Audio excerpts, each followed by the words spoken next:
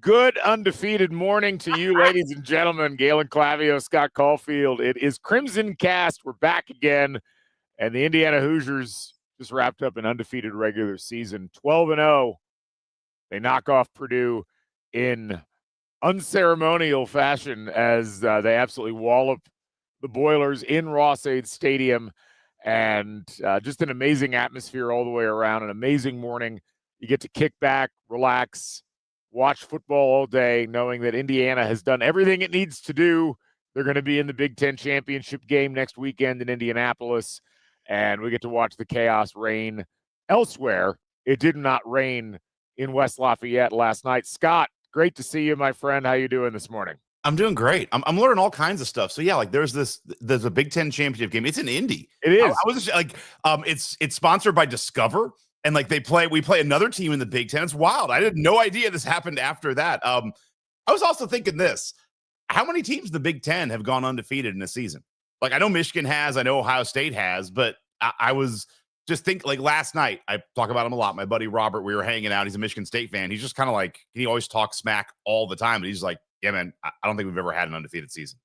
And maybe Michigan State has in their history, but not in his like recollection. I was just thinking like, man, it's like. This is rarefied air. Like Northwestern had a really good year in the 90s. Like they made the Rose Bowl.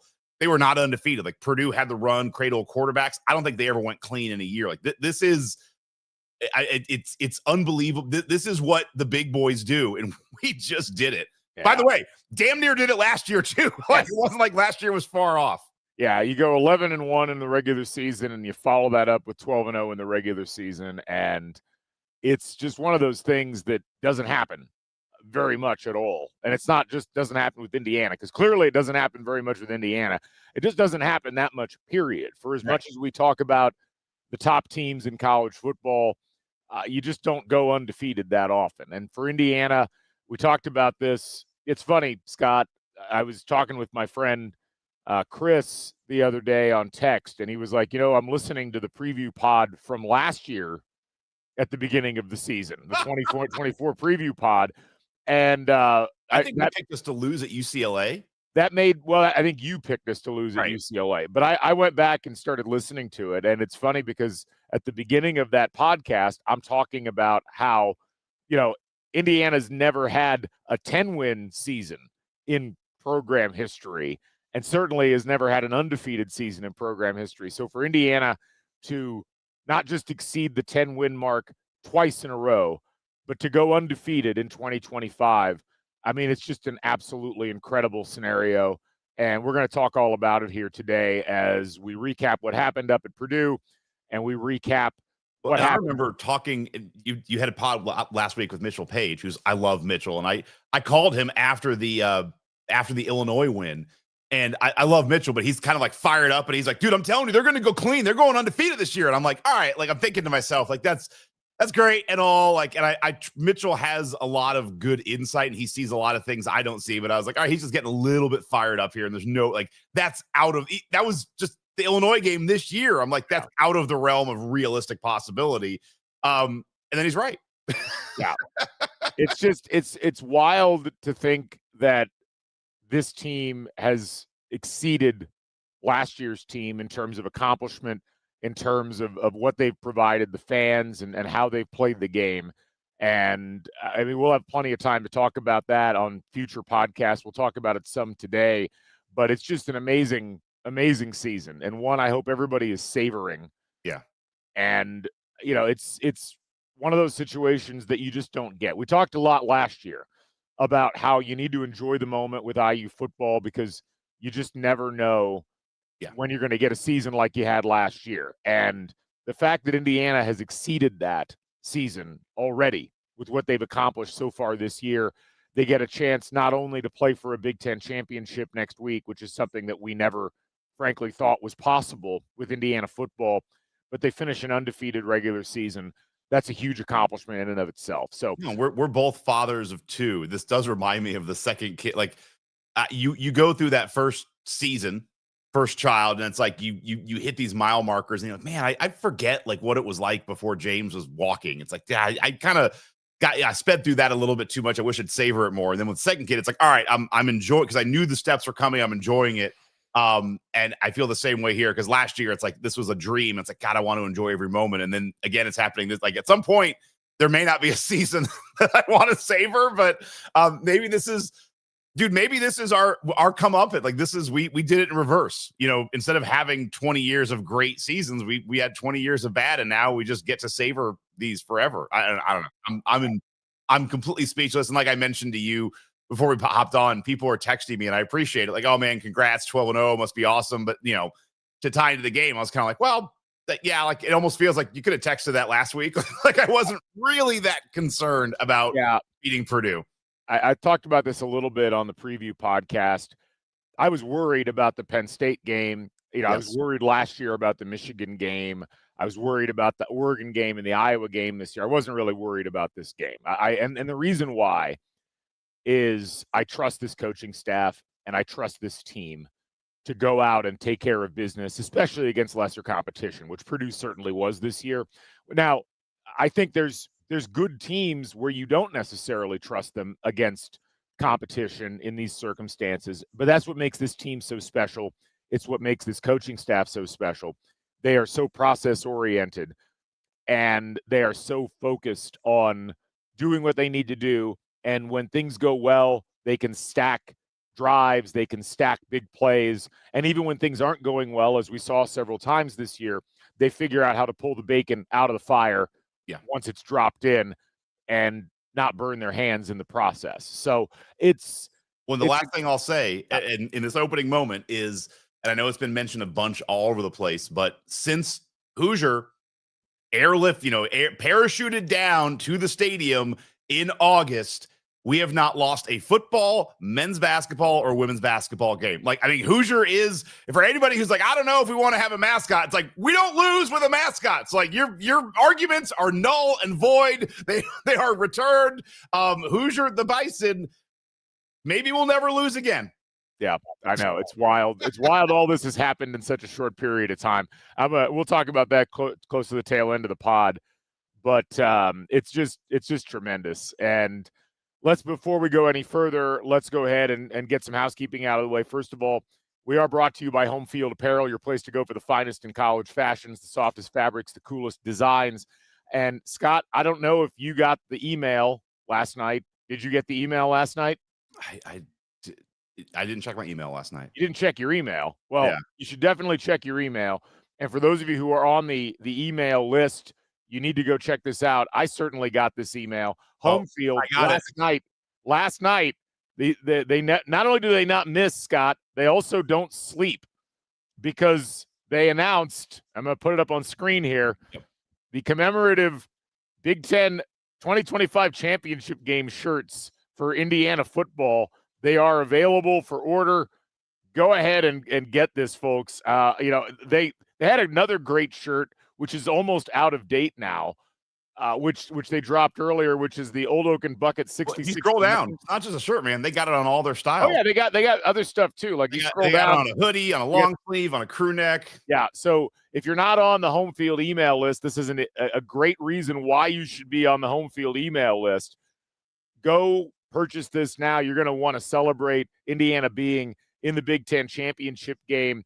Homefield's got you covered, folks. Homefield always got you covered. Medium, large, and extra large are apparently already gone on these, but I'm certain they're going to have more of these printed. So check it out. Go to Homefield. If you haven't ordered from Homefield before, use the code HOME23. Get 15% off your first order. Again, homefieldapparel.com. They just had their big Black Friday sale, 30% off the store. It was an amazing sale. I got some new stuff. I'm excited for it. But anyway, Homefield Apparel, go check them out, and we appreciate them. We'll be partnering with them next week, actually, on a podcast location in Indianapolis to be announced. Probably announce that on Monday of this upcoming week, so keep an eye out for that. But planning on being downtown and seeing you folks live at various points throughout the course of the day as Indiana does the double in Indianapolis. They got basketball at 2, and they'll have football at 8 that evening in Lucas Oil Stadium. So we're there. I know. Also, we are brought to you by Posh Hotel Bloomington, the finest in luxury accommodations in the city of Bloomington. Go to poshhotelbloomington.com and check out their luxurious rooms and wonderful amenities located at the corner of Kirkwood and Washington in Bloomington, You Indiana. might still be able to get a room and then take they might even give you a shuttle up to the Big Ten title game. Absolutely. It's worth asking. Let's move forward and talk about the game and talk about what happened yesterday. Indiana coming into the game 11-0 and a chance to make history and have an undefeated season. They were taking on a Purdue team that really was not a threat on paper, and they ended up not being a threat in reality either, as the Hoosiers just were the class of things with this game. The Hoosiers came out, and it was a slow start, but last year's game was a slow start as well, as Indiana essentially kind of had a feeling out process. I want to start off by saying it was cold. It was incredibly cold. It was, if I heard correctly, and I apologize if I was misinformed, not only was this the coldest bucket game in the history of the series, I also believe it was the coldest game in Ross-Ade Stadium history. The field was a rock. It was frozen solid. It was incredibly hard. How did the big drum sound? I wish that had been frozen solid as well. But along with that train that they kept trying to play on third downs. But Indiana took a little bit of time to get going in this game. And they had a great interception off of Ryan Brown. Really one of the few times they were able to force Ryan Brown to make a really bad mistake. He actually played pretty well throughout the course of this game. It was like an eel in the backfield. It was very hard to bring down. But Indiana forces an interception and then kind of gets screwed on that next drive where it should have been an offsides. There should have been a free play. They weren't granted that. It took Indiana a couple of drives to get dialed in, and when we do recite the drives later, we'll go into that into more detail. But once they got the running game on track, it was really game over. And Indiana did in this game what they did to UCLA, what they did to Illinois, what they did to a bunch of other teams, and just kind of ground them into submission, and then eventually got the passing game going in the third quarter. The Hoosiers, they just got such an embarrassment of riches at running back. Roman Hemby, 12 carries, 152 yards and a touchdown, a 12.7 yards per carry average. For a guy who's been a little up and down at times in terms of performance against certain teams, this was an amazing exclamation point on his regular season. Kalon Black didn't have as high of a yards per carry average, but still averaged 5 yards per carry, had 2 touchdowns, and had one of the greatest individual-looking runs I've ever seen. That spin move to break him free at the second level and get him into the end zone for the touchdown was amazing. Alberto Mendoza comes out and immediately uncorks a 58-yard long run and gets Indiana in position to score. And Fernando Mendoza had a running touchdown as well. So did Kobe Martin. 37 carries, 355 yards, 9.6 yards a carry. Scott, they essentially averaged a first down every time they ran the ball in this game.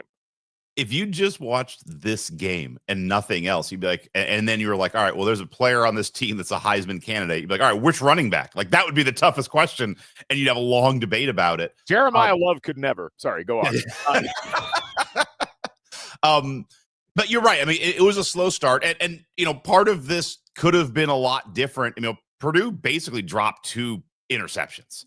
I mean, they were there. Mendoza did not look good. This is the first cold weather game. Mendoza, as you mentioned, like a super cold weather game. So there's that. But as you said, the amazing thing is like, all right, so it's not working on the pass today, or we're having a hard time kind of getting things going. We're just going to run the ball. And not just, I mean, and the thing was, unlike other IU vintages, we've seen this a lot this year. I mean, some of those runs were fantastic, but they were also like all Hemby had to do was beat one guy. Like on that black run, it's like he had a hole wide open, and then he just stiff arms one guy, and then he's gone. That's also, it's not taking away from the running back, it's just the whole team. It's like it's such a good team, such good run blocking that it's not like these guys are breaking 7-8 tackles to get there. They basically they were in the backfield immediately, and then all they had to do was navigate 1 or 2 safeties, and they were off to the races, and they continued to do that over and over again. So it was, for a team that has a prolific passing attack where it was stymied in the cold, to just turn on the run and put in 300 plus rushing yards was pretty amazing. Yeah, I mean, it was what Indiana needed. And I talked about this a little bit in my very brief post-game podcast. it was cold. I mean, it was really legitimately freezing out there at a level that was very similar to what we saw in the Notre Dame game last year. It was a different kind of cold than we had during the bucket game last year. And it was just one of those games where you knew that Indiana was probably going to struggle in the passing game because you had Fernando Mendoza, who's probably never played in anything even remotely similar to that experientially. It's hard to grip the ball. And it wasn't just Mendoza. It was also the receivers. I mean, Charlie Becker fell. Omar Cooper fell. There were a couple of drop balls. It just, and this is the thing. I know, and we'll talk about Mendoza and the Heisman Trophy a little bit later on, but I know people will try to seize on this to say, well, Fernando Mendoza couldn't get it done in these sorts of circumstances. I would add anybody that wants to plug an SEC quarterback into those conditions. I want to see how they do. I want to see Julian Sayin throwing in those conditions. And see, we might see it a little bit today, I guess, up at Michigan. It is a difficult scenario. And I thought Mendoza did a great job of using his legs when he couldn't use his arm. And then he kind of got it going, got some good yards after the catch from Omar Cooper. Elijah Surratt had a really nice play. He did what he needed to do. He didn't take anything off the table. He got some rushing yards. I thought he did perfectly fine. Well, again, this team is so good that they don't have to do that. It's like, so he's not working. Like, we'll just run the ball and we'll run the hell out of the ball. And again, not to get ahead, but it's like, this is what's so great about this and what we just did is, guess what we don't have to do the rest of the season? Play in conditions like this. Like, there is no Notre Dame game in our future we're going to play in someone's cold weather stadium. Like, from here on out, they are neutral site and they are warm. And so as we look forward to, we'll talk about all of that kind of later on, what the I know. Sorry. Of this word. No. But I think it's an important point. Like, Indiana did something in this game that they didn't have to do, but they did anyway, which was look statistically dominant. And as much as we've already kind of talked about the offense, what I really want to focus on is the defense and how comprehensively they shut Purdue down early and just essentially gave them very little to be excited about. Another leading tackler that I don't think had been a leading tackler before, Rolijah Hardy, 10 tackles, 5 solo tackles, a tackle for loss, 2 passes defended. Aiden Fisher, Devin Boykin, Stephen Daley, Amari Farrell, like, these were the leaders out there, and they just made it really hard. Purdue did earn some yards, and I give them credit because they kept trying different things. But another game where Indiana almost doubles up their opponent in terms of yardage gained. Purdue on the game was 7 of 19 on third down. Indiana just kept stopping them at key points, and it just demoralized Purdue after a while, as it often does. It's one of those things that gets slept on sometimes with IU, but these are the games that, and again, I think UCLA, Michigan State, Illinois, this game, Wisconsin, you cannot overestimate the positive elements that come out of demoralizing your opponent offensively so many times in a row that eventually they just kind of break. And that's exactly what happened in this game, where Purdue, they clearly have some athletic talent. They've had trouble executing all year. If they had any thoughts of executing in this game, they got snuffed out quickly by this Indiana defense. Purdue netted 44 yards. I mean, that's wild. They averaged 1.6 yards a carry. We snuffed out their run play. There was one play. I was seeing stuff I don't normally see in football. There was one play where Purdue kind of like did a sweep to the left or, away from the camera, and their blocker went that way. And I forget who it was, the linebacker for IU just literally like he was a blocker going with them and just immediately tackled, like, as they did a sweep and handed off. It was like an 8-yard loss. I mean, we were all over the place, but no, you're right. Our defense has been really the key all season. Yeah. It's always made the stops it's needed to make. Even in this game, it has kind of a bend, don't break. Like, it'll sometimes let a team, plays will happen, and they've been susceptible to quarterbacks like this, where when everything breaks down, if the quarterback can get away, they've had issues with that, but every team does. I mean, you can't hold good coverage for 20 seconds sometimes. And that would be normally where Purdue got most of their yards, is when, he was scrambling around and made the throw. sorry, we were joking with people who were watching. They're like, there's always say Boilermakers on the back of their jersey, and then we're joking. You gotta earn your name. Like you start with Boilermakers, and it's like getting a Buckeye at Ohio State. Like you earn your nameplate. But that's the thing, and I've mentioned this in other podcasts. Was not concerned in the least bit at all last night.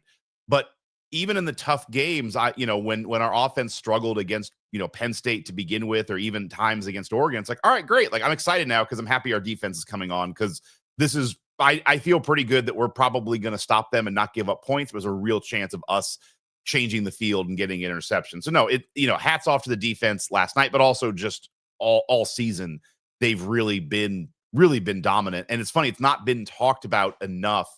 You'll hear kind of the national people talk about the studs on this team, and they'll list like, Aiden Fisher and D'Angelo Pons and, Lewis Moore. They'll list like 5 guys on defense, Kamara, and then just talk about, what offense. They'll never talk about like, that's one of the best defensive teams I've seen in the country, but they are.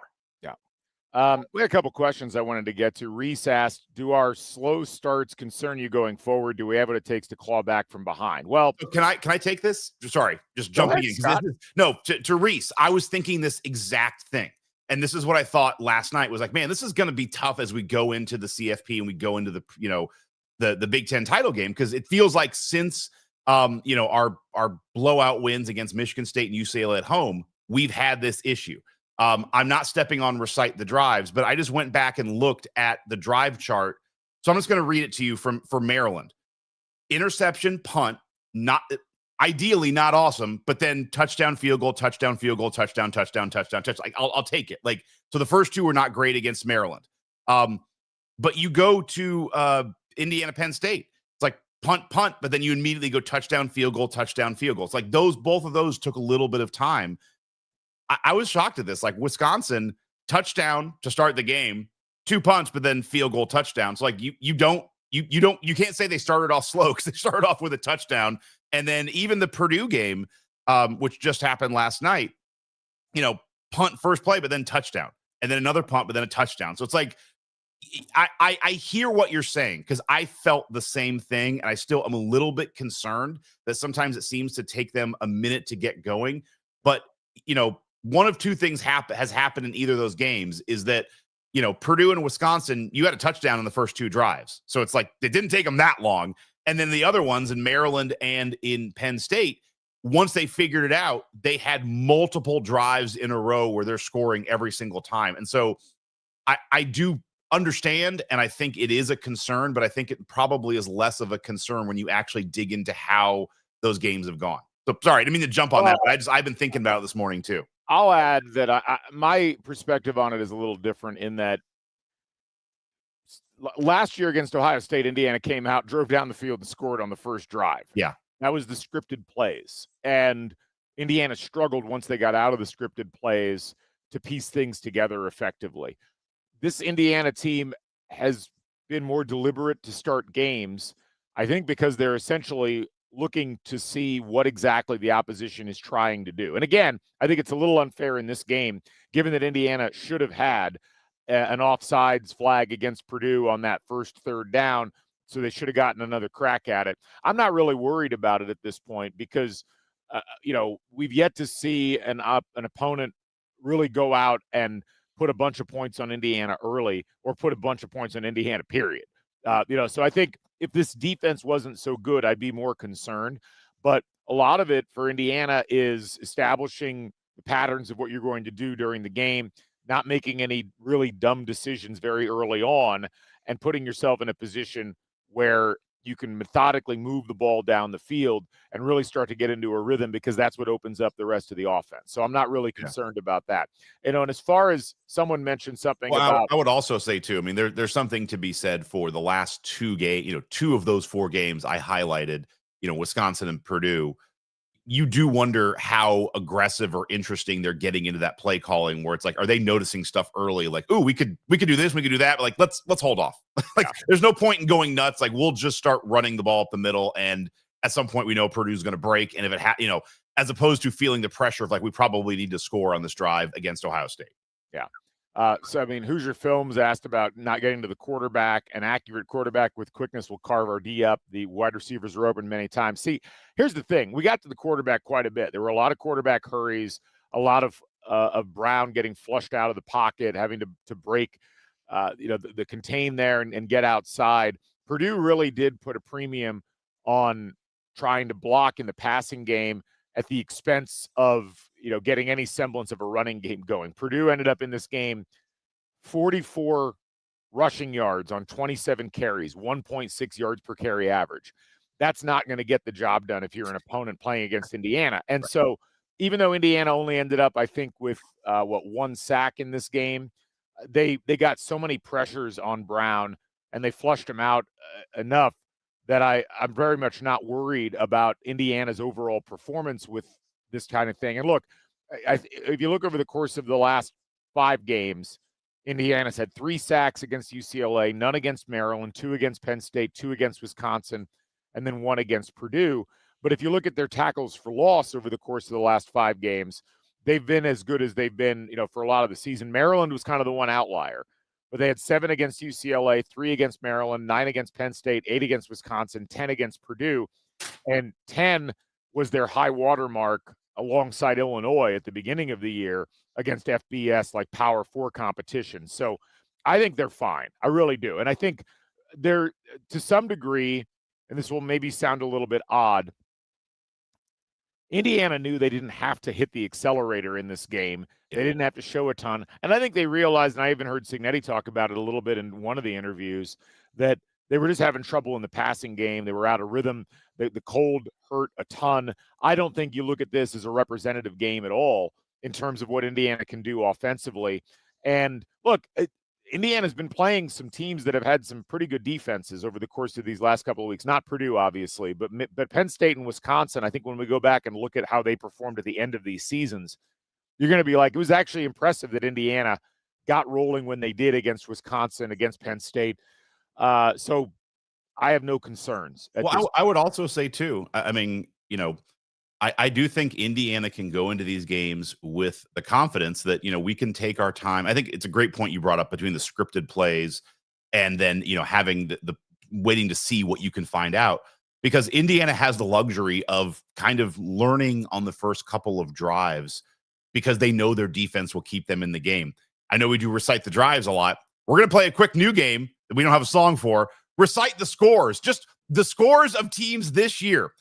I'm just going to do it. 14-9, 0-10, 15-20, 13-6, 10, 24-7, and 3. We have 5 games this year where the opponents didn't score over 10 points. There's 2, Illinois and Maryland, where they scored exactly 10. There's only 2 games on our schedule where we gave up more than 20 points. One was Oregon, which was 20. The other one was Penn State, 24. Those are our 2 toughest games. Every other game on the schedule, we held the opponent to under 20 points. That is unbelievable. And if you have a defense like that, you can take your time on offense. I'll see your recite the scores and raise you the following. Okay, let's go through this. Iowa ended up scoring at least some of those points off of a turnover. It wasn't a direct one, but they're very shortened field. Yep. Oregon, 7 of those 20 points were scored on a pick 6. Yep. You go to the Penn State game, again, that last touchdown is off of a shortened field, off of a Fernando Mendoza interception. Illinois was a 1-play touchdown. It happened, but it was same with Old Dominion. This is one of the more dominant defenses that you're going to see in an Indiana uniform, and really one of the more dominant defenses I think we've seen in the Big Ten in this last 25 years. And, there's so many other great aspects of this team that we need to think about and think through in terms of what they've accomplished. But the fact that Indiana has had this strong of a defense all season, and it's actually been slept on nationally in terms of how good it is. You hear about Texas Tech and their defense. You hear about Texas and their defense, which has secretly sucked all year. You hear about Ohio State's defense. Indiana's defense deserves that spotlight. And Brian Haynes and Pat Kuntz and the entire brain trust of that coaching staff, when you consider they lost the guy that had arguably been their best pass rusher halfway through the season in Kellen Wyatt. And it's like they never missed a beat. when Right. you take into account that Stephen Daley, who wasn't even third-team All-MAC last year, has slotted in and looks like a second-day NFL draft pick, if not slightly better. And When he you played a couple games without Aiden Fisher. they played without Aiden Fisher. They lost. The secondary was pieced together from random elements over the course of the offseason, and they somehow put something together where they've been dominant throughout the course of the year. It is really remarkable that they have done all of this, and they did it also, as someone pointed out, with Mikhail Kamara not having the statistically dominant season that he had last year. He's been good, but he hasn't been the Mikhail Kamara that we saw last year. And so I could not be more thrilled with what we've seen out of this Indiana defense in particular. And it really gets you excited. It gets me excited, at least, about seeing this defense playing on a national stage. And I think for as much as the Ohio State game last year gets talked about, or the Notre Dame game last year gets talked about, again, that Ohio State game, 14 of those points were directly attributable to special teams errors, and another 7 points was attributable to one busted play at the end of the game. The Notre Dame game was essentially one play that created the separation that Indiana just couldn't get around, and offensively they were not very good in that game, but the defense has shown up essentially every game that Indiana has played under this coaching staff. And that is exciting. I could not be more thrilled to have that as a strength of this team, and an underrated one at that, going into the college football playoff, going into the Big Ten championship game. No, and it travels. Yeah. So, Scott, I think since we're right in the middle of it and we want to do this, but I think it's time for America's favorite segment, don't you? Let's do it. Play the song. It's now time for Recite the Drives.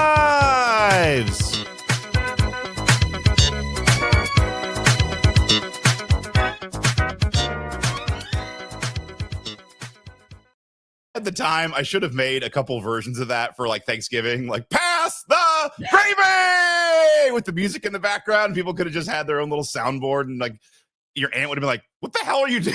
Yeah. What is that?" I mean, it was better than talking politics. Thanks. Right, like that and the Jeremy Gray talk. You're just like, you're doing nothing but like an IU soundboard. And like, what's going on? All right, Recite the Drives. Recite the Drives, brought to you by Jeremy Barbuto of Ironhorn Enterprises. Jeremy's buying commercial real estate. So if you've got commercial real estate to sell, give him a call, 315-436-3872, or email Jeremy at ironhornenterprises.com. Scott, let's get to the drive chart. How do you want to do this today? We're going to go Indiana first. Let's do Indiana first. Let me get these beautiful drives. And there's a lot. I mean, I'm trying to count like this, unlike some games where, and this is a game too, where like Purdue was not able to keep IU's offense off the field. That's something other teams have been able to do, whether it's just elongated drives. Indiana has a lot of drives. So we'll start. It did not start great. 3 plays, 1 minute punt. That's not awesome. Missed flag. Go on. Then you come back with a 5-play, 40-yard touchdown drive. You then have a punt, 3 plays, not awesome. 3 plays, 3 yards, a minute punt. But then you come back with an 11-play, 5-minute drive for a touchdown. Just enjoy it, because it'll be the end of kind of the bad times for IU. A 4-play punt drive that took 2 minutes, 4 plays, but then the rest of the game, starting in the middle of the second quarter, you go 2-play touchdown. 2-play touchdown, 11 plays touchdown, 2 plays touchdown. It's worked so well. Let's do it again. 2 plays, 79 yards, touchdown. And then you figure, well, we've done it like we did 2-2 back to back. We'll just do a 4-play, 85-yard touchdown. And then, yeah, unfortunately, you punt at the end. At that point, everything is over. Punt, and then it's the end of the game. So you kind of start punt, TD, but then it just literally goes touchdown, touchdown, touchdown, touchdown, touchdown, touchdown. Just there. Six plays in a row where you score a touchdown. This game was very reminiscent of the Nebraska game last year, of the Purdue game last year. Once Indiana gets rolling, they are, and I normally hate the phrase, but it works in this case, they are a wagon. There's an inevitability once Indiana starts clicking on offense, and you can feel the hope draining out of the opposition in games like this when Indiana really starts to impose their will, break the other team's will. I constantly am reminded every time we see this exact sequence, and we've seen it so many times now under Curt Cignetti, when you go touchdown, touchdown, touchdown, touchdown, touchdown, touchdown on 6 consecutive drives. I go back and I think about that quote that Curt Cignetti had at Big Ten Media Day when they asked him, what really gets, and he just kind of smirks and he's like, beating someone's ass. And this is the ass beating that makes Curt Cignetti happy. It's so gratifying. The way they do it is it's very reminiscent of like if you have a sibling and like they're just like, you just like start like poking them in the arm, like stop it. And then you realize like, oh, that annoys them. Like, I'm just going to keep doing that. Like, I'm not like that's what happens. It's like, oh, our running game's working, like running up the middle. Like they can't stop that. Great. We'll do it now. And again, and again, and again. And it's just like, we're just going to keep doing it. And I will say this again. I'm not, I am still slightly concerned about the start of games. Like it is something in the back of my mind. So it's going to be there. But I will say this. If you start with, a punt and a touchdown, if you just go punt, touchdown, if you give me that every other drive against Ohio State, I will take that right now. Like with the defense that we have, if you're telling me every other drive we're going to score a touchdown, like done. I will take punt, touch. Like it just, obviously, getting to the steamrolling part will be awesome in a Big Ten title. If you just say, hey, right now, it's going to be punt, touchdown every drive like that for the entire Big Ten title game. It's like, done. I'll take that because that's probably 6 touchdowns. Anything else we want to hit? Do we even I know I'm not one to kick a person while they're down unless it's Purdue. Do you want to recite Purdue's drives here, Scott? Are you feeling like that's something we should do? Yes, 100%. All right. Let's the vaunted Purdue Boilermakers, what did they do in this one? So it's 2 plays interception. That was awesome. But then they kind of get it back together. They punt. And then this is the moment I just want to highlight. I'm sitting there watching the game. They have an 11-play, 67-yard drive, takes up 5 minutes. I think at that point, the game is still 7-0, if memory serves right, or 14-0, but it's like 7-0. And it was 7-0. It was 7-0. They're on like the 7-yard line, and they kick a field goal. Yeah. Just like, guys, what? I'm just saying, they're like, go for it. Like, again, I'm kind of like very cockily not concerned at that point, but it's like, what? I would be so pissed if I was a Purdue fan. Like if we were doing this the other way around, well, at first I would just be pissed because I was a Purdue fan. But secondly, then I would be, talking about the drum and the train and all that. But I would and your engineering program right. And how you landed someone on the moon. I'd be like, let's talk more Neil Armstrong. Hey, do you like the moon landings? All right, we got Neil Armstrong. Then we go to Buzz. Let's talk about our pharmacy school. Recite the drugs. Sorry, go on. This segment was not sponsored by Purdue Medical. That's Purdue Pharmacy or whatever the one they got sued. I would be so pissed. It's like, go for the touchdown. Like it's funny. Like I was telling him, I was like 7-7, you can still win the game. But he's like, they're not winning the game. It's like, well, yeah, but like, great. You scored 3, like awesome. And then it's like, now the freight train is coming down. It's like, it was 14-3. And I was like saying to my friends, like, great. If I was a Purdue fan, I'd be so happy. I got 3, like, go for it. Yeah. Anyway, so that was a moment that I thought was funny. We'll get to another great one. Because then this is why I want to do the Purdue side. Then it's just punt, 4 plays, 3 plays, 6 plays. Somewhere, punt, John punt. We're thinking of you, just the punts out there.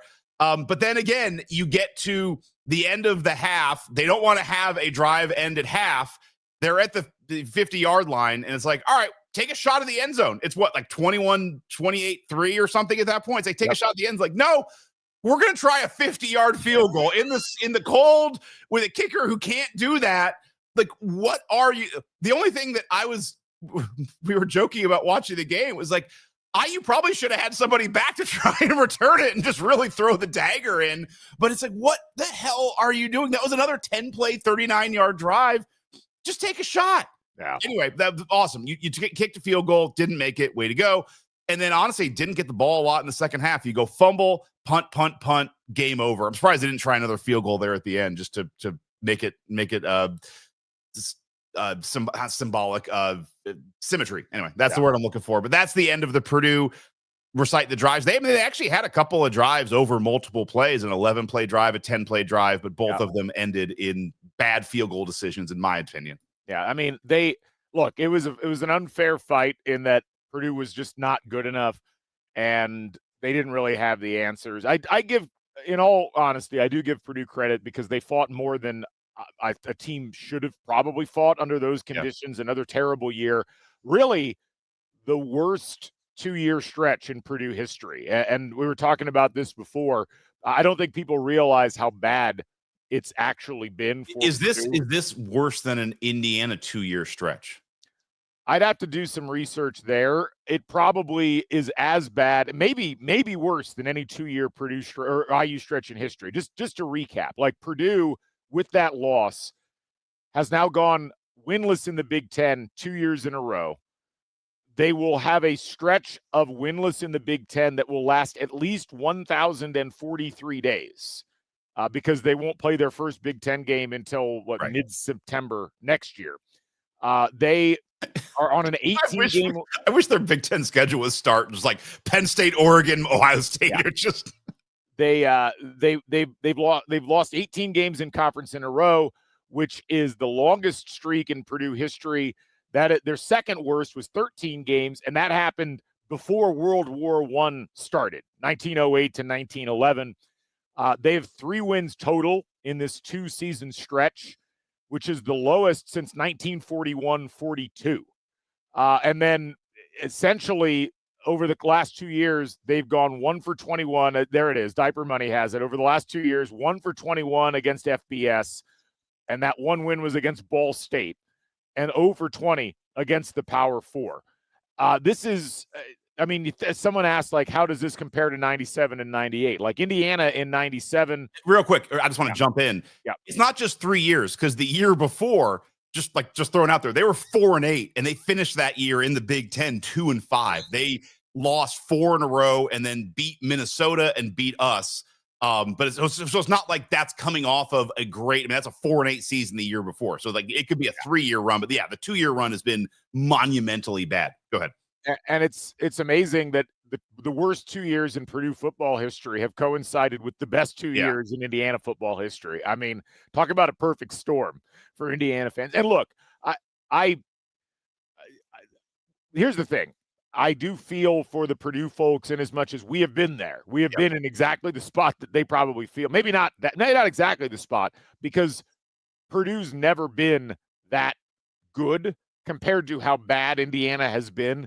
Purdue's been fine, but Purdue has not had that many exemplary seasons in their history, despite their focus on football. And look, Indiana ultimately is having this is not just generational. Like, this is, if there's a 1,000-year flood in football, this is the 1,000-year flood for Indiana, but in the best possible way. No, because even in the worst Indiana times when Purdue was good or cradle quarterbacks or they had Drew Brees, it was like, I never felt like Joe Tiller was the best coach in college football. It's not like, it wasn't like, oh my God, they hired Saban. It's like they hired a really good coach. It's like, okay, they have something going. That sucks.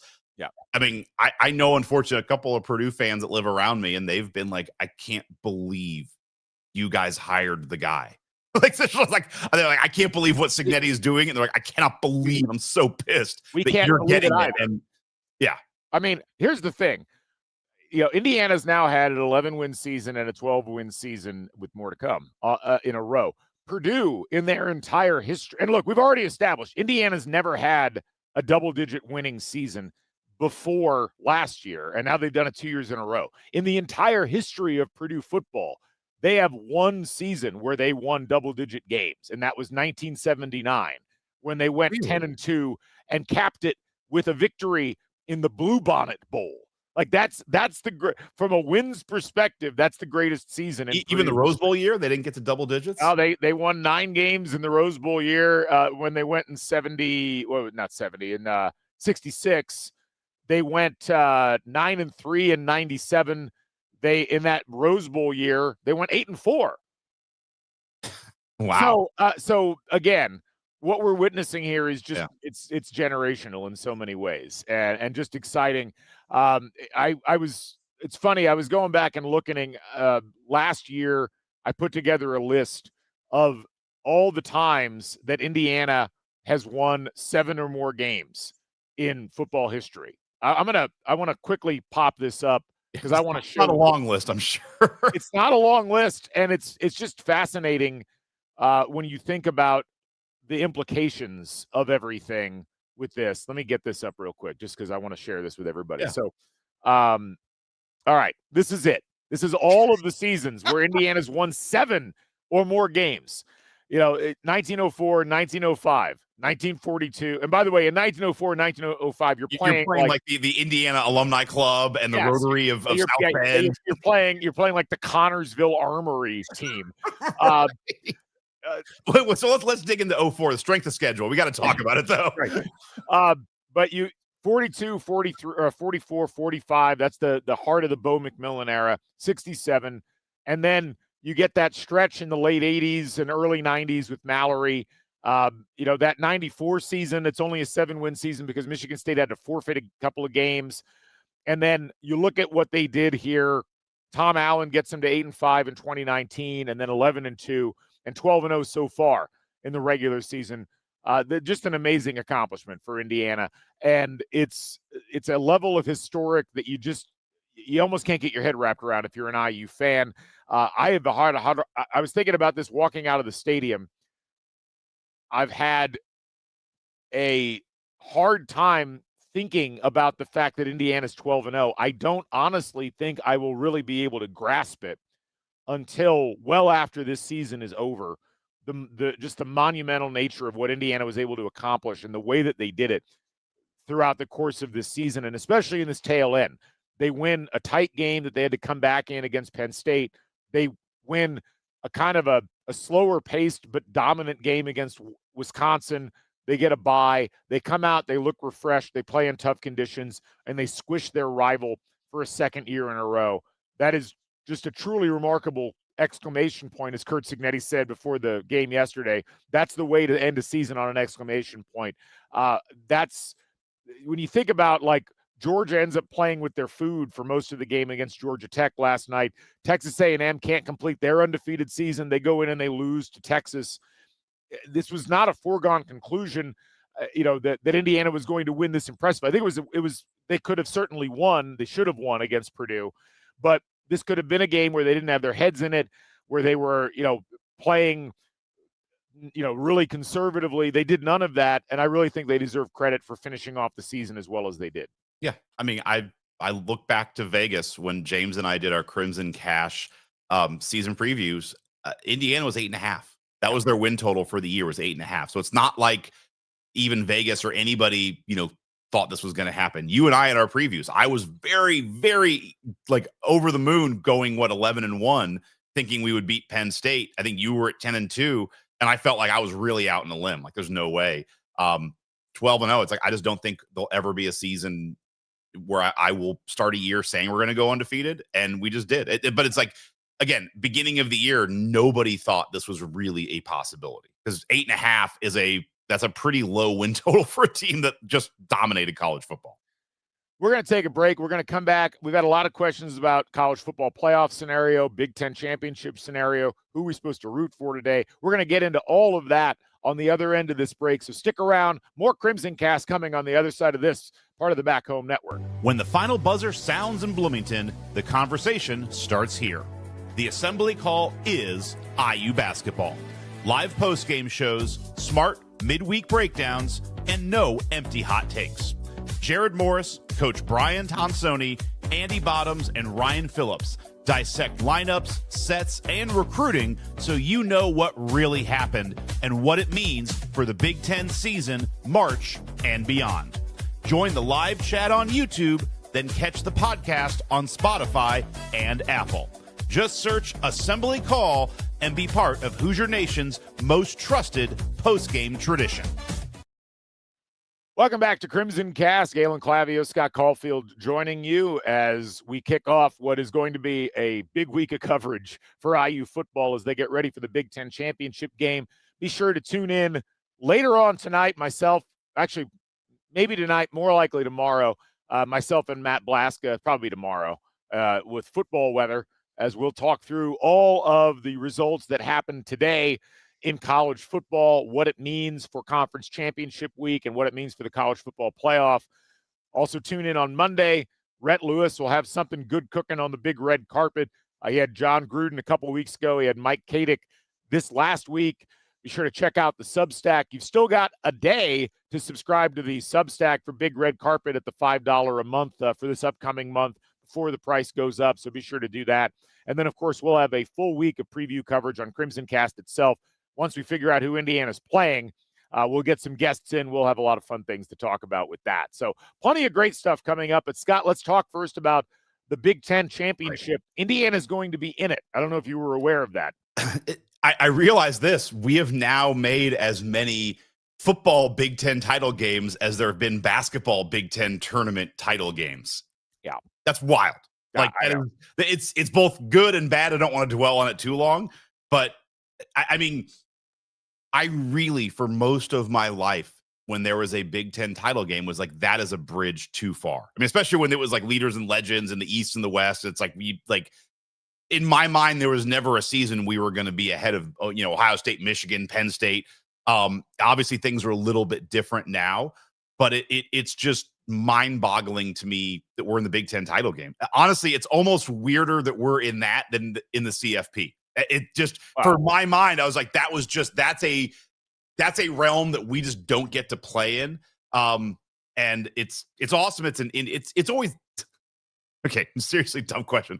It's always been an Indy, right? They haven't bounced that around. Has it ever been in Chicago or something? Or right. It's always been an Indy. No, okay, all right. It's always been an Indy. Yes, there are not a lot of domed stadiums in the Midwest that you could put this game. I don't know, maybe like Minnesota. I didn't know if it ever bounced like. If we've learned anything from the Big Ten the last couple of years, it's don't put important events in Minneapolis. Right.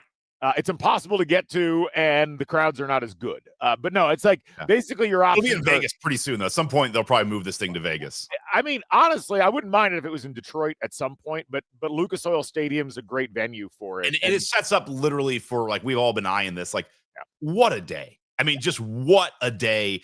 You get to watch Indiana, Louisville. You get to watch a fun basketball team, a game that, we'll probably preview at some point. Like, I don't think is out of the realm of possibility that they could win. I just have a sneaking suspicion that's going to be an electric atmosphere because you're going to have most people in Gamebridge like ready for a great day. And it's like, just let's go. And here's a question I have. So like, I know we got to get to the Ohio, who's going to be in the game.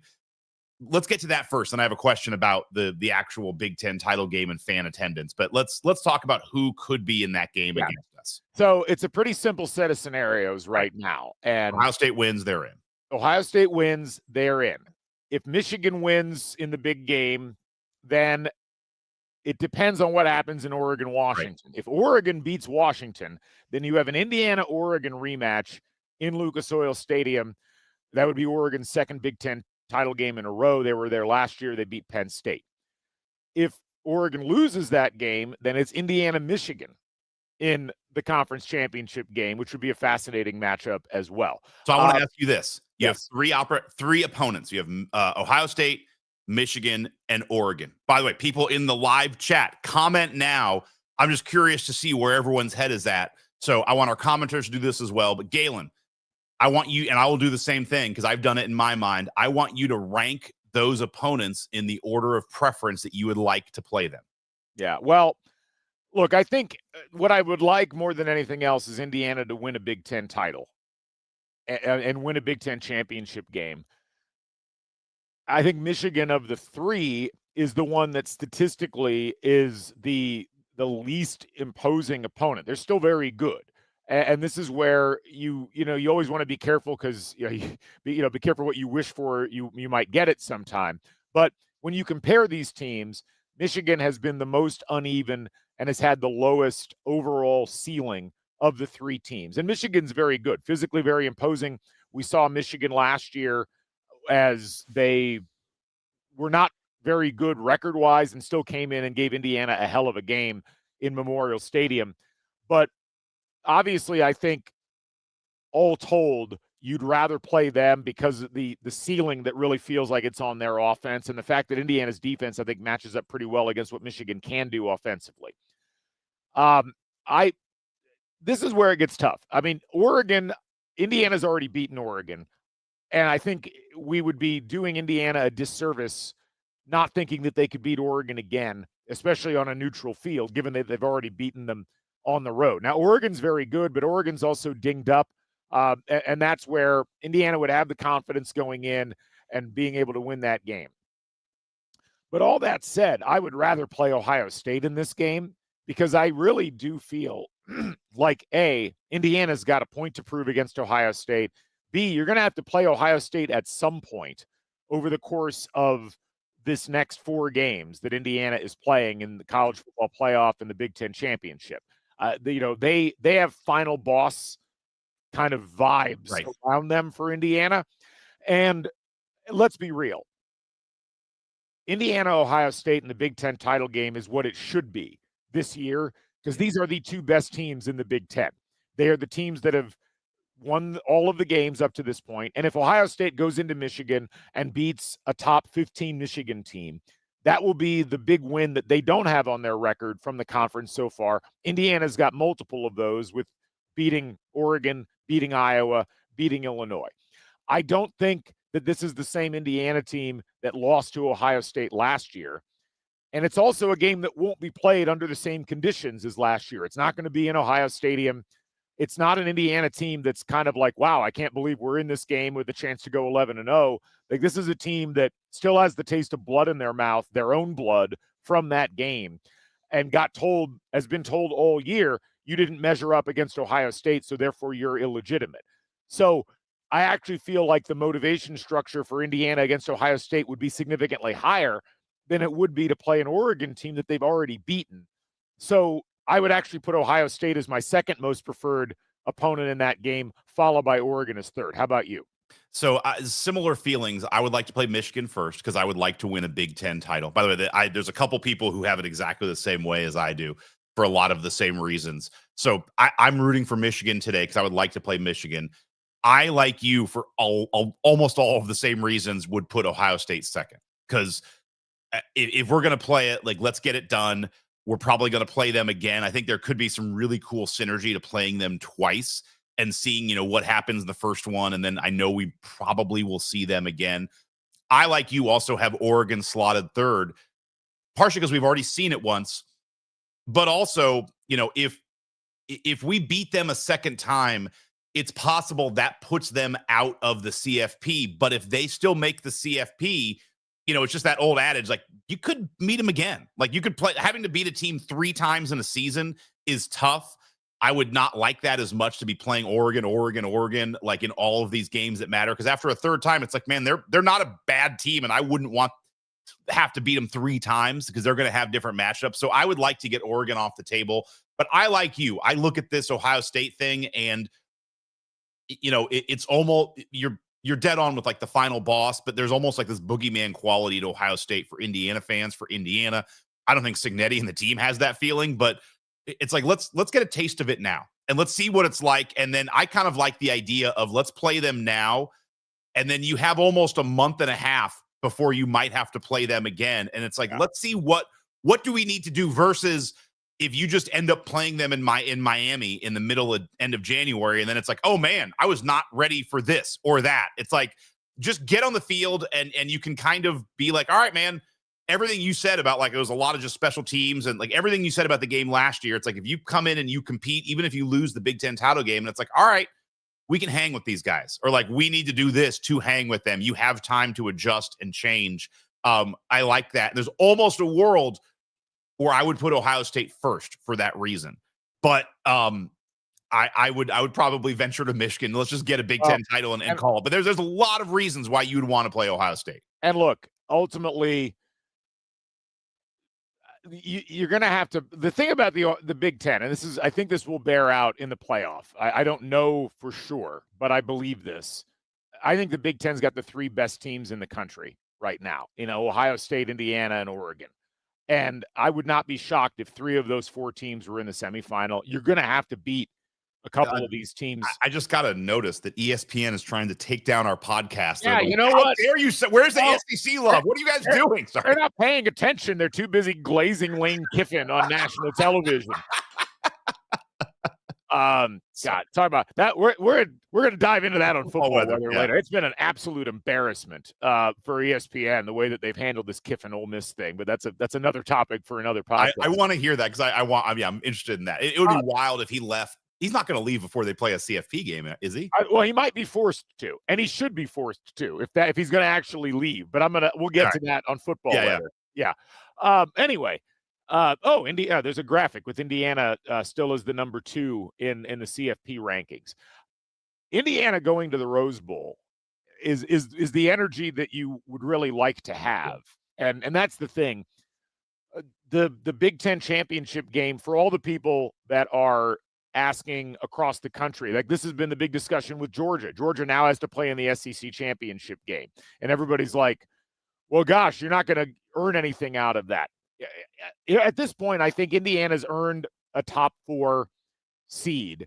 They're going to get a bye unless there's a gross miscarriage of justice, which is always possible with the college football playoff. This is a football weather topic, but we were talking about it last night. Like I think there's a world where Indiana's already earned a top 2 seed. Like with A&M losing, it's possible. They just, no matter what happens outside of a complete boat racing, they probably get a 2 seed. But again, let's not divert ourselves. You're probably right. But even if you're the 3, I think what'll happen in this is, like, regardless of what occurs in the Big Ten, regardless of what occurs anywhere else, they're not going to try to set up a semifinal rematch of the Big Ten title game if it's Ohio State, Indiana. I think those teams will get put on opposite sides of the bracket. So it's either a 1-2 or a 1-3. There's some arguments, and this is where there's a lot of game theory here about who you would want to play and what matchups might exist. At this point, there's enough chaos once you get below like the 4 or 5 seed where you have no idea where you're going to be and who you're going to be playing against. But for Indiana, for those of you who are asking about the timing, the way that it works is this: whoever wins the Big Ten championship game is going to go to the Rose Bowl because that's the traditional Big Ten tie-in. That's what happened last year. Oregon wins the Big Ten title. They end up going to the Rose. The SEC champ is almost certainly going to get the Sugar Bowl now that it's likely it's going to be either Georgia, Alabama, or Georgia, Ole Miss. Those are the only 2 options for the SEC title game. A&M is probably still going to get a bye. Maybe there's going to be some questions there. But if A&M has a bye, they will almost certainly get slotted into the Cotton, which would put the loser of the Big Ten title game in the Orange Bowl. Now, South Florida, Southern California, either of those would be good landing spots for Indiana. And so ultimately, the result of that Big Ten championship game only really matters in terms of who it sets you up to play afterwards. And that's where we really don't know what the picture is going to be, because there's just so much chaos that's already happened. Texas beating Texas A&M. We don't know what's going to happen in the Iron Bowl tonight. We don't know what's going to happen with Ohio State, Michigan. If Michigan wins, that vaults them into the college football playoff discussion. Notre Dame right now is safely in, but they could be out, so they're maybe not safely in, I guess. Oregon, Washington's going to have implications. There's just so many moving parts underneath this right now, and it's pretty fascinating to think about the different parameters of all of this. Can I go back to the Big Ten title game real quick? Just one thing I forgot to say, and a reason you'd want to play Ohio State. And it's also, God, embarrassment of riches. Just 5-6 years ago, Galen, if I told you, hey, we're going into the last week of the season and we have the leader in the clubhouse for the Heisman, and we have an hour-long podcast, at what point do you think we talk about the Heisman Trophy? Like, well, we'll probably get to it in the first 12 seconds. Like, are we just starting the show like Crimson Cats, Heisman? But here's the thing is, a little bit from the game yesterday, it's like how much of that, with Mendoza's Heisman candidacy wasn't an awesome look. I firmly believe this last week. I believe it now that, the Heisman will probably be won in the Big Ten title game. And if Indiana beats Ohio State, as long as Mendoza looks adequate, he's going to win.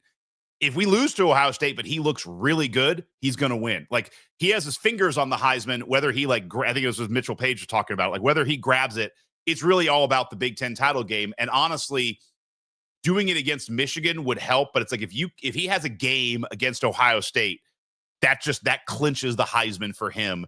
And it really all comes down to that game. But I do think having Ohio State as the opponent gives him the opportunity to just grab the Heisman and take it. Yeah. So there's something to be said for that too. I mean, at this point, I think last week did a lot of damage to Julian Sayen's campaign because it was clear, like, this is a guy who benefits from having an incredible group of wide receivers. There's nothing wrong with that, but that's not really Heisman caliber when you consider that Mendoza is playing with a, on paper, much weaker group of receivers. But I mean, I wouldn't trade Surratt and Cooper and EJ Williams and Charlie Becker for anybody at this point. I mean, they're amazing. Jeremiah Love's had a good season, but again, like, Jeremiah Love was a no-show against Miami. Like, it's one of those things where this is a season-long award, and Fernando Mendoza has done so much. He's had an incredible campaign. He's racked up an incredible set of statistics. He's had a Heisman moment with that Penn State game. And ultimately, when you think about the full set of accomplishments and the fact that his team went undefeated in the regular season, he shouldn't have to have a great performance in the Big Ten title game to win the Heisman Trophy. And at this point, I think as long as he's not like abjectly terrible in that game, which would be the first all season where that would be the case, I think he's going to be fine. He's, and again, as Mission Forward points out here, a freshman's never won the Heisman. I don't see that changing now, and I think that's a great point. That's fair. And like, let's just take them. I know we played this a lot last year with like Fever Dream stuff. Like, we're beyond the realm of what Fever Dream is possible. That we're looking at 3 weekends in a row, man, where we could finish one weekend where we finish our season 12-0.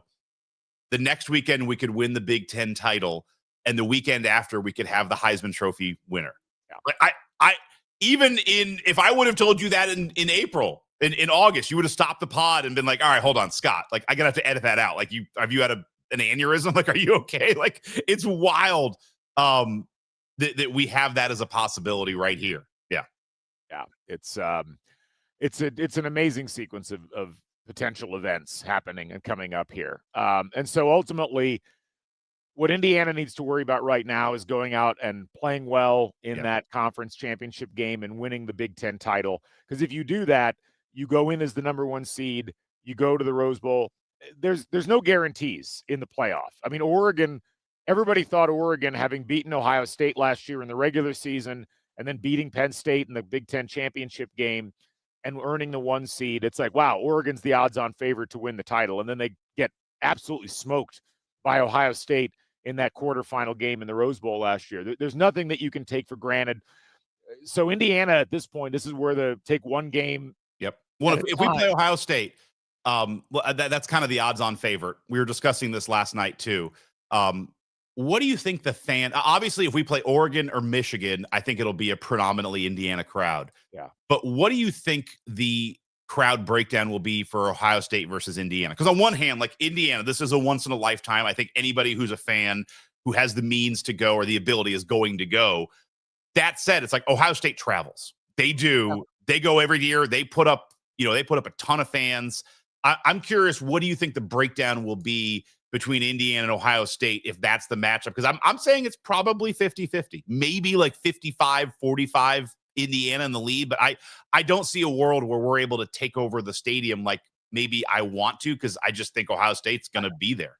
I mean, I think it'll probably, if it's Ohio State, Indiana, it'll probably be slightly more in favor of Ohio State in terms of numbers, simply because I think Ohio State fans have probably bought tickets early for this and expected to be there and will pay a higher premium than some IU fans will for football, because this is new territory for IU fans. I think they're still figuring out what the market actually looks like for these games. Right.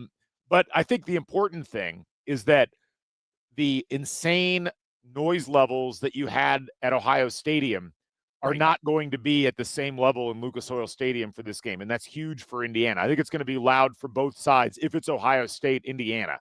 This is also something where I'll note, I have yet to purchase tickets for this game because I have been so traumatized by IU football history and I didn't want to jinx anything that I didn't buy tickets in advance. You did, Scott. You were the smart one of the two of us. So I will say there is no bigger Michigan fan on the planet than me today, simply because if Michigan wins, the secondary market for tickets will hopefully plummet a little bit. I think it'll still be high. I'm not talking about it's not going to be like last year where 20 minutes before the Big Ten title game, I bought 400 level tickets for $15 a piece and walked into the stadium. But it might drop the secondary market by $100 or so. And that would be great because I would love to get into the stadium and not have to sell plasma and a kidney simultaneously. But we'll do what we have to do. But I think I'm saving the kidneys for the CFP semifinal. Smart. But yeah, I think it's a smart one. Yeah. But this is going to be a hot ticket. It's going to be a great environment. And I think, there's an exuberance about IU fans following this Indiana team. And I've seen it in road games now. That was a great cheering section that we had at Oregon. It was a great cheering section at Penn State. It was an amazing section last night up at Ross-Ade. This is a fan base that's really learning how to travel and be very loud. Purdue was getting booed as they came onto the field, in their own stadium, and it was loud. That level of enthusiasm and excitement will match up really well against whoever they play fan base-wise in this game. And if it's Ohio State, you know what, game on, so be it. I think it'll be a slightly bigger split in favor of Ohio State, but not overwhelmingly so. Yeah, okay. So, anyway, a couple of other quick items just to note. There's a lot of games to watch today, and this is where let me quickly call up the CFP standings as they were happening today. Obviously, Ohio State, we'll see what happens with them in their game. Indiana is already 12-0. They've already essentially secured a bye. Texas A&M now 11-1. Georgia's 11-1. Georgia, if they win the SEC title game, probably gets a bye. Texas Tech is at West Virginia today. They're in contention for a bye. And this is what I think ultimately the scenario that the CFP would like to see would be the Big Ten winners and losers get a bye. The SEC champ gets a bye, and Texas Tech gets a bye if they win today and then win in the Big 12 title game next week. Oregon is kind of in an interesting spot because once you get down to this level, Oregon at 10-1, if they lose today, they're kind of in a tougher spot because, yes, they have the USC victory and the Iowa victory. They don't have a whole lot else on their resume in terms of wins. Ole Miss is in this weird spot because of the Kiffin thing, and will they be penalized at least a little bit? Can you really see a team without a head coach hosting a playoff game? That seems like an odd scenario. Oklahoma is probably in good shape. They may have the least to worry about. They've only got to worry about LSU today, and they should win that game easily. Then it gets really interesting because, Notre Dame, well, they play Stanford. That's not going to be much of a game for them. Their resume does not stack up well against the teams behind them. If Alabama beats Auburn and makes it to the SEC title game, they have an even better resume than Notre Dame has. They've already got a better resume. I don't know why they're ranked below them. BYU, if they win today and then, they're in the Big 12 title game and they lose a close one to Texas Tech, they have a better resume than Notre Dame, I would argue.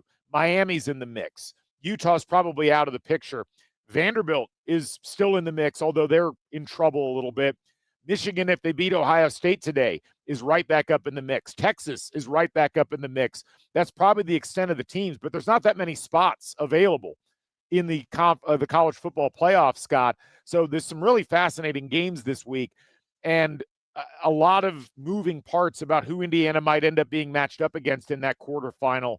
The quarterfinal, for those of you who are curious, won't happen until December 31st or January 1st. So what made this undefeated season so important for Indiana is they're going to get time to rest. Right. They're going to get time to scout.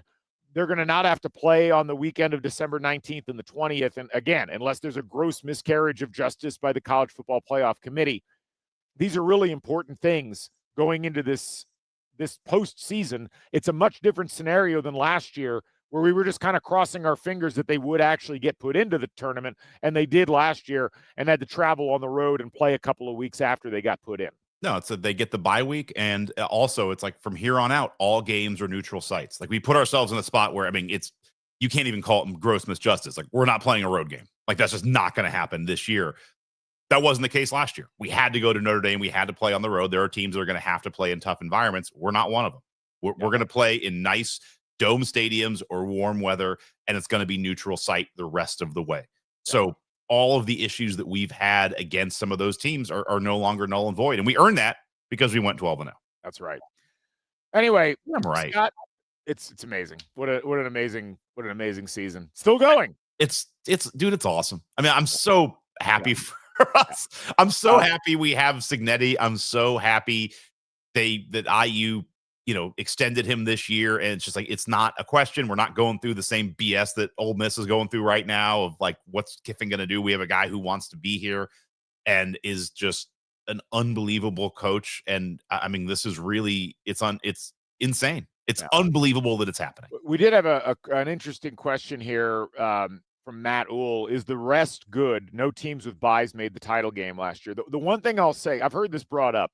Also a one year sample size. Well, not only that, but you have to remember what was weird last year was that two of the teams that got buys were Boise State and Arizona State, two teams that were not teams that should have gotten buys. And even with that, Arizona State took Texas to 2 overtimes, and Texas was the 5 seed. Boise State did not belong on the same field as Penn State, as good of a story as they were. Georgia was overrated last year, and I think Georgia may be overrated this year. And they just lost. Did you see they lost their starting center in that game against Georgia Tech? And they played Notre Dame, who was legitimately very good. And then Ohio State was the most talented team in the country last year. And Oregon was outclassed in that game, and so I don't think it had anything to do with the rest. I think it had everything to do with the way that the tournament was seeded last year. Yeah. This year will be a little bit different. You're going to have the best 4 teams getting buys. I do think the rest helps, especially for a team like Indiana that doesn't have a ton of depth. The scheme time and the recovery time is going to be incredibly important for Indiana. This is exactly where you want to be. Well, it's a small sample size, but it's also like you have to look at your team. And this team is banged up. I mean, Surratt just came back. He could use some time. A lot of guys in the defense are playing through stuff. Like for this team, I don't care what happened last year. I don't care if it's like a 5-year precedent. Like this team needs the rest. This team does not need another game. It doesn't need to play. Yeah. One last quick question. Are you concerned we could lose a coordinator before the quarterfinals, hoping we can retain them for another year? We'll get into the coordinator next year thing a little later on a future show. I'm not worried about losing a coordinator this time around. North Texas's coach is going to Oklahoma State. They're letting him coach not just in the American Championship game, but they're going to let him coach throughout the playoff if North Texas ends up making it. That's pretty much how the arrangements have been here over the course of time.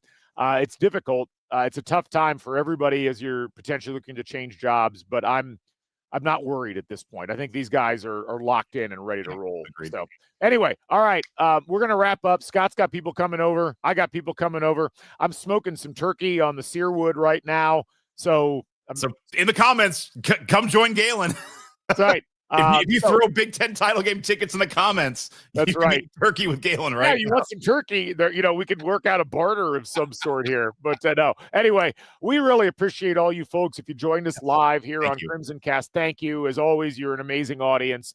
We thank everybody who joined us afterwards, whether it's on YouTube or Spotify or Apple or whatnot. It's been an amazing ride with all you folks. Be sure to tune in tomorrow to Football Weather.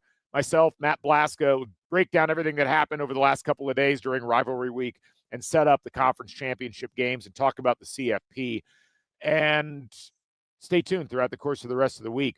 And, of course, IU basketball playing in an hour as they take on Bethune-Cookman in one of their last tune-up games before things really get hot and heavy. Anyway, Scott, as always, it's been a pleasure smiling through it all. Can't believe this is my life. This is awesome stuff. Thank you, as always, for all your friendship and insights. It's been a lot of fun. I can't believe it. This is great. This is great. Let's do it. Folks, save up money, buy more CFP gear. Yeah, sell some plasma. Go to Homefield Apparel. I actually ganked some stuff there in my size. Somehow got some good orders on the Big Ten Championships game stuff. Anyway, for Scott, I'm Galen. This is Crimson Cast. Indiana 12-0. We'll see you in the Big Ten Championship game. Catch you folks on the flip side. Stay never daunted. So long, everybody.